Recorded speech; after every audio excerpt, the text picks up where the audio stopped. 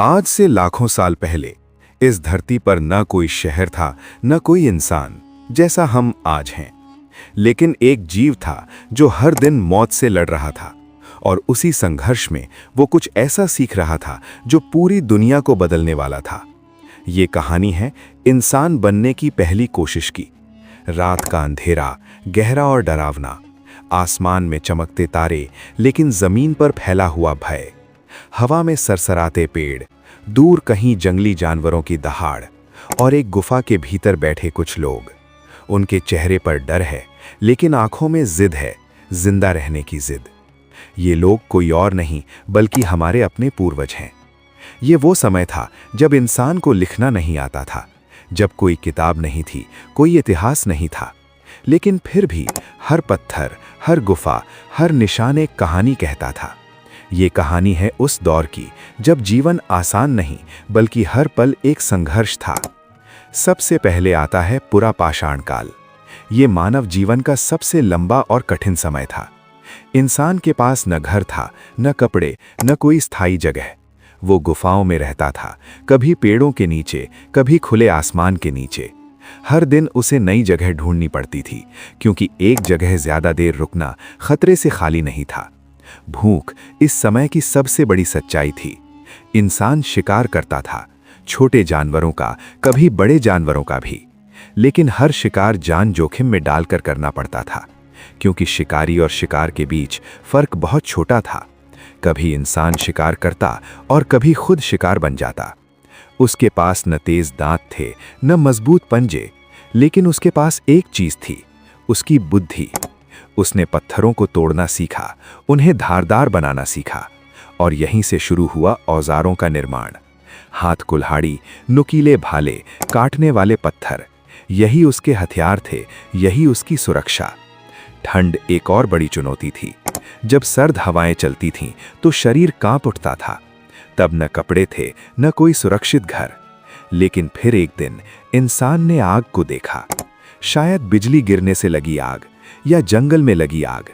पहले वो डरा, लेकिन धीरे धीरे उसने उसे समझा, उसे बचाकर रखना सीखा, और फिर आग उसके जीवन का हिस्सा बन गई। अब अंधेरा उतना डरावना नहीं रहा। अब वो ठंड से बच सकता था, अब वो खाना पका सकता था, और सबसे बड़ी बात, अब वो जंगली जानवरों को दूर रख सकता था। ये सिर्फ एक खोज नहीं थी, ये जीवन का मोड़ था। धीरे धीरे इंसान ने समूह में रहना शुरू किया, क्योंकि उसे समझ आ गया था कि अकेले रहना मौत को बुलाना है। समूह में रहकर वो ज्यादा सुरक्षित था। साथ मिलकर शिकार करना, साथ मिलकर खाना, यही उसकी ताकत बन गई। समय बीतता गया और इंसान ने सीखना शुरू किया। अब आता है मध्य पाषाण काल। ये बदलाव का समय था। अब इंसान पहले जैसा नहीं था।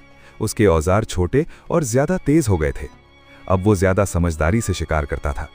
उसने नदियों और झीलों के किनारे रहना शुरू किया, क्योंकि वहां पानी था और भोजन के नए साधन थे। अब उसने मछली पकड़ना सीखा।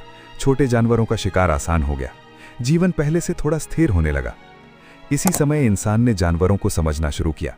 कुत्ता, जो पहले जंगली था, अब इंसान का साथी बन गया। वो शिकार में मदद करता था, खतरे का संकेत देता था।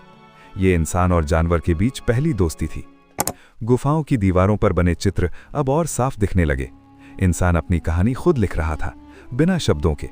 शिकार के दृश्य, नाचते हुए लोग, जानवरों के झुंड, ये सब उसके जीवन के हिस्से थे, और वो उन्हें पत्थरों पर उतार रहा था।